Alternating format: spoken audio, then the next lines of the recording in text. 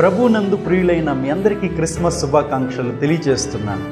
ప్రపంచమందరూ కలిసి సంతోషంగా జరుపుకునే ఏకైక పండుగ మన క్రిస్మస్ పండుగ. ఈ క్రిస్మస్లో మీకు ఒక శుభవార్తను తెలియచేయాలని ఆశిస్తున్నాను. ఆ శుభవార్త ఏమనగా, గడిచిన కాలంలో పరిశుద్ధాత్మ దేవుడు ఈ దిన సేవకుడిని ప్రేరేపించి ఒక చక్కటి పుస్తకాన్ని రాయడానికి కృప చూపించాడు. ఆ పుస్తకము పేరు క్రిస్మస్ సందేశములు.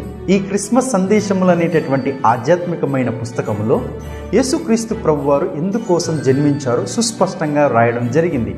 యేసుక్రీస్తు ప్రభు జన్మను ఆధారంగా చేసుకొని కొందరు మంది జీవితాలను క్షుణ్ణంగా పరీక్షించి పరిశీలించి ఈ పుస్తకంలో పొందుపరచడం జరిగింది.